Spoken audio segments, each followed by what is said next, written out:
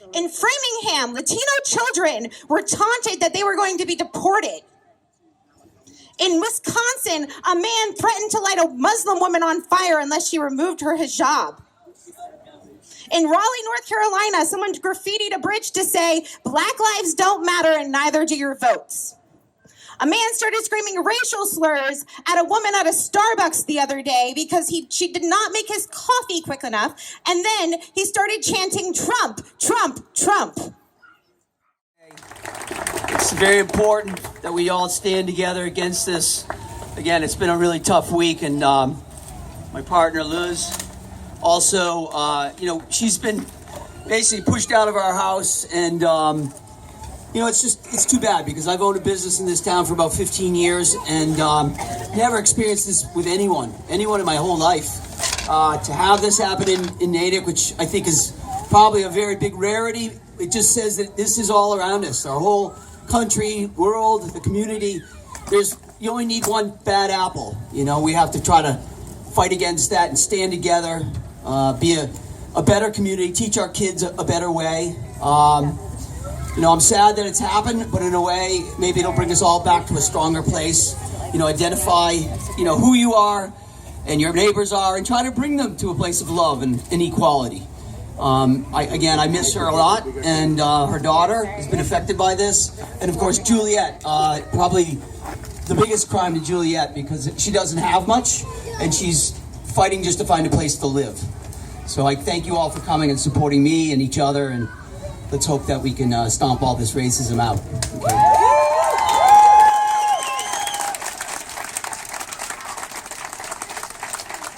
This week has been the worst week of our entire organization's existence. Every day, the entire group of 30 students, the entire group is 70 students, 30 students showed up, which is a lot of students for us.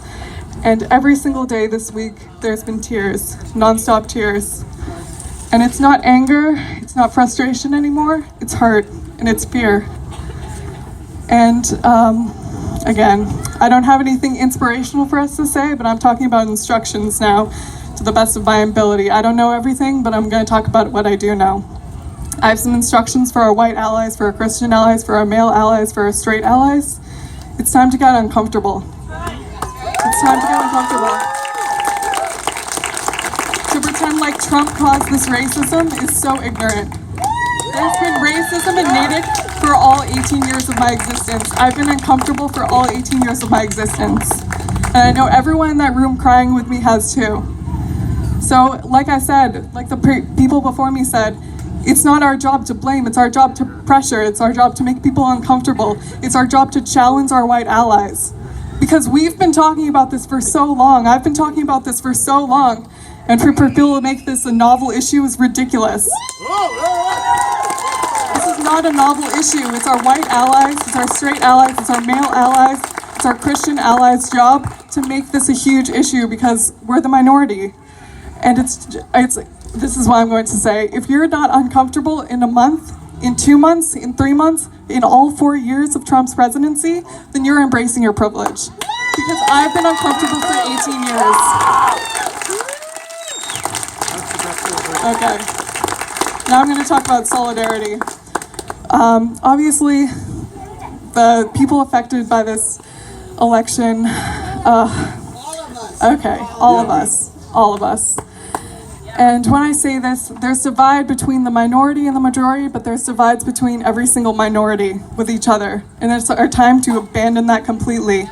It's our time to abandon the divide between the privileged and the non-privileged too. Everyone struggles, and it's not our job to compare our struggles because that ends us up in an oppression Olympics, and we don't want that. It's our time to realize that everyone struggles, and what we have in common is struggle. So, abandon all of your differences, and it's time to actually remain uncomfortable. I like that group that was called the knapsack. I think we need to unpack that knapsack, and you need to realize every single item on that list you need to be conscious of, because I am every day, and it's time. This is on your backs now. This has been our duty, our responsibility to be the better people for so long, and we can't give that up. I know it's hard, but we can't. And for allies, that means you need to embrace that too. You need to be the bigger people. You need to come down to our level, be uncomfortable in every instance of privilege. You need to go through that list, make yourselves uncomfortable. This is conscious. It needs to be conscious constantly for you to understand us. All right, I'm going to hand it over to TT. She's in my group and she's awesome. I'm trying not to cry.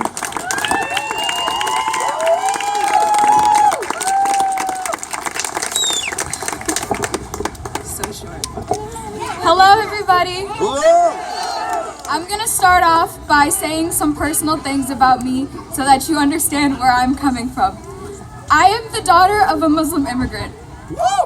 I am 15 years old, and for 13 years of my life, my mother feared every day that she would get deported and she would lose me. She has worked 40-hour weekends and even more on weekdays so that she could provide for me and make sure I had everything I ever needed or wanted. My grandmother, who has had 7 children, 1 died in childbirth, is illiterate. My grandmother. She is illiterate, and I'm here today because that is what I stand for. That has been my life. That has been my experience. My grandmother always encouraged me to fight for who I am and to never let anyone step on me.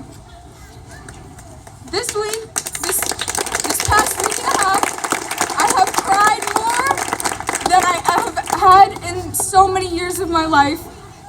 And I've watched my friends cry, and I've watched my teachers hold back their emotions because they had to be professional, because they had to understand where everyone else is coming from, and because they did not want to lose their job. They did not want to lose the students who rely on them. I am a part of the Celebrating Diversity Club and Committee at Natick High, and I've watched our entire group struggle for this past week and a half. I've watched my entire school struggle for this past week and a half, and I've watched people who don't even understand what's going on try to tell me that this does not affect all of us every day. And I didn't know how to react. I didn't know what to say to that because it affects my friends. I worry about the safety of my friends every day. I worry about the safety of my family every day. And I worry about my own safety every day.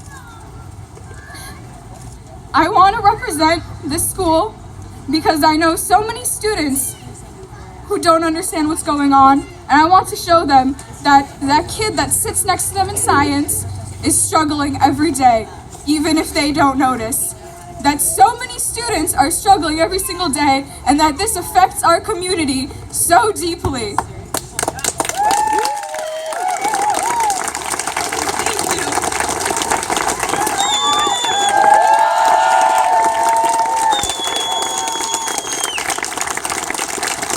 Muslim lives matter! Yes! Muslim lives matter!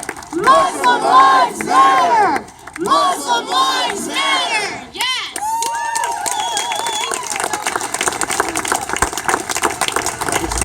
I learned lately that I am white and what comes with being white. I live in a society that supports me, a society that works to keep black and brown folks separate and not equal. Now I know I have work to do to undo the society that supports me, the society that works to keep black and brown folks separate and not equal. What race do you identify with? If you are a person of color, I invite you to tell me how you identify, so I don't erase this one and only one part of your identity. Are you white too? If so, say it, face it. That is an important first step. For us white folks, there is an overwhelming amount to learn about history and current events, about police that support us, but keep black and brown folks separate and not equal, out of fear or anger or lack of understanding, or because they were taught, like we were taught, that white was right. I am for change. I cannot go back to living in the bliss of the not knowing. about a society that supports me, a society that works to keep black and brown folks separate and not equal. If you are for change too, for racial justice and just getting started, here is a way to build your stamina. Talk about race and with white friends and family, and strangers even. Make it as common and easy as talking about the weather and sports. But don't ask a person of color to work with you to teach you about history and current events, about police that don't support them, or to speak for their race like they can speak for their race. Respect their space as they need it more than we can even imagine.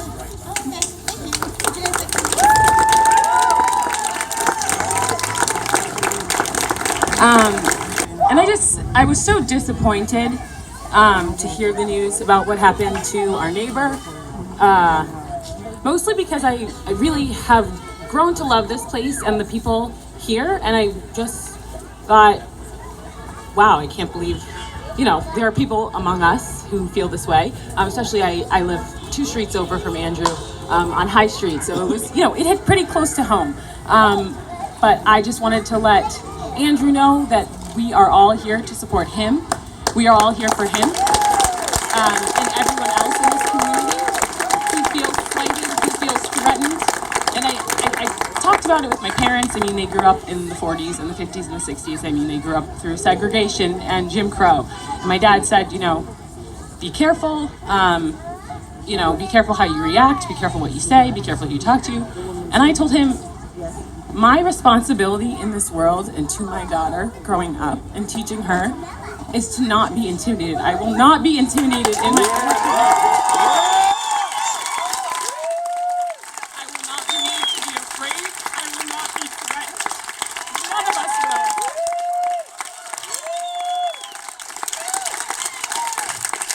My first reaction was wanting to let you, Andrew, know that you have our support. And just to have everyone here think about, obviously, the people that we want to be reaching are not in this crowd. I'm preaching to the choir right now. Because everyone here, we believe the same thing. We believe diversity is beautiful. We believe in unity. We believe in community. We believe in supporting one another. We believe in inclusion. It's people out there who are not here who do not understand that. And so my task to you leaving here would be, think about how you will take this feeling of unity and community back to your houses, back to your neighborhoods. On my doorstep, we took out sidewalk chalk and we wrote that Natick stands for love and not hate. We wrote that on the sidewalk. We drew hearts on the sidewalk. We wrote that all people are welcome in Natick on our sidewalk so that everyone walking up and down High Street sees those words every day. And this young woman over here mentioned feeling uncomfortable for her last 18 years. If you look around, there's not a whole lot of people who look like me in this crowd. So I walk around with that every single day. And what I want to make the people, the bigots out there in our community feel, I want them to feel that. I want them to feel other. I want them to know that they are the outliers and not us. I am a Hispanic immigrant. I came to this country 20 years ago. Let me tell you what I'm not. I'm not a rapist. I'm not a criminal. I am just somebody from a country where we don't have the right to assemble peacefully. Yes. We don't have the right to choose our president. I just voted in this election for the first time in my life at age 44. So in that, we are privileged in this wonderful country of ours. My older son is in college, and he is black and Hispanic, or Latino, as he likes to call himself. And he just told me a heartbreaking story that in the past couple of weeks since the election, he's had racial epithets screamed at him in his very liberal college. This is not acceptable. This is not who we are. This is not why we are in 2016 and not back in the 50s. We've come so far, we cannot let things go back. I am really angry, and I'm scared for my family. My younger son is white, but he is on the autism spectrum. Our president-elect has managed to make fun of every single member of my family in a different way. And then people went and voted for him. I am hurt. I'm scared but mostly I am angry. I just want to crawl under the covers, but that's not what I'm gonna do, and you can't either. Every day we have to do something. Every day you have to reach out and fight to make this world what we want it to be. Every day I get up, and even though I don't live in Natick, I have been providing healthcare to the members of the Natick and Framingham communities for the past 7 years, and every day I will continue to do that. Every day I will treat people with love and respect, no matter what their sexual orientation, race, ethnicity, religion. We are all humans, and Black Lives Matter. Oh yeah. Hello everyone, I'm so pumped to be here today. I almost didn't come, and then my boss was like, yo, you should come. I was like, all right, I'll go. And she's fantastic, by the way. I don't live in Natick, but I saw the messages on Facebook, and I was like, this is not okay. This is not okay here. It's not okay anywhere. We should never live in a country or a city, or we should never live in a world where this is okay. Andrew? Is it? Oh my God, I'm disgusted. I'm disgusted, I'm mad, and we need to do something about it. This is unreal. I don't mean to do this. Sorry, I know we have a president-elect who does this. He's a moron. I do this because I'm smart. I apologize. I'm just here today because I'm black and I'm mad. I can't accept this because I walk down the street and I see my white friends. Like, hey, what's up, guy? And he's like, hey, what's up, dude? But then to know that there's someone who may be 2 people down from him who think that I'm not allowed here is disgusting to me. Today I was in Somerville. I got some delicious breakfast. Go to Kelly's Pub in Somerville. Natick is great. But I went to Kelly's Pub today in Somerville, and I saw a sign on the street, on the sidewalk. It said, "You belong here." Trump loves hate. Oh, was it Trump loves hate? Hey, Trump, something. Sorry, I apologize. But it was that great message that we love to hear, and we want to hear, and we need to hear, because that's what we are all about. And to see all these people here, man, you make me so happy. I just see you, and I'm gonna hug you. I would love to hug every single one of you, because you make me so happy. Because this is the message we need to send to people who aren't here. Like, hey, dude, come on. Like, we need this to be our country. We need a loving country. We can't stand. Sorry. We can't do this anymore. We need to be here with people who we love, who love us, and that's it. I mean, I love you all. If you see me, give me a hug. I'll give you a hug.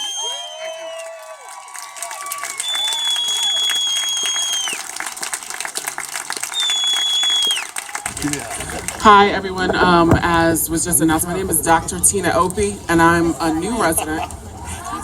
I'm a new resident of Natick. My husband, Fred, and our 2 children moved here from Wellesley in June, at the end of June. And Austin's words really made me want to smile, but I am on the other end of the spectrum, where, I'm a Southerner, right? And I constantly hear the narrative, we are so much better in New England, all right, as a community, because we're more liberal. And I want to tell you that the most virulent racism I ever experienced was right down the street in Wellesley, Massachusetts. And I'm not here to be doom and gloom, I'm here to be about action. Because I can tell you that sometimes when I'm on Facebook and I'm in the different community groups and we're talking about, so hear my heart, okay? Because it may sound as though I'm saying what we're doing is horrible. What I'm saying is I hope it's the beginning, okay? Because there are so many things. We like to assume, I teach in the college, at the college level, and many of my students think that racists are them. It's not in us. We all have prejudice. And I think it's by and large time for white people, specifically, to educate themselves on the embedded racism that exists in all of our structures. That's not gonna get a lot of applause. Because until that happens, we're going to turn a blind eye to the fact that people walk away from my husband when they see him. He's fine, he's good looking, I don't understand it. But they do that because they make assumptions about him. My son Kennedy, our son, just turned 14. When he was 11, people and citizens in Wellesley described him as a full-grown man and went to the police, falsely, thank God, and there were video cameras and evidence, but he was 11 years old. So this is from probably a family that is wearing safety pins right now. So I want you to understand that while this may feel like a message of somberness, and it's really coming from a place of we have got to move beyond balloons and signs and rallies to getting to understand each other and really listening to what it's like, walking in someone else's shoes, understanding where they're coming from, and confronting the racism that honestly is within many, many people, the prejudicial attitudes. So I encourage you all, if you're willing to do that, then I'm willing to walk with you.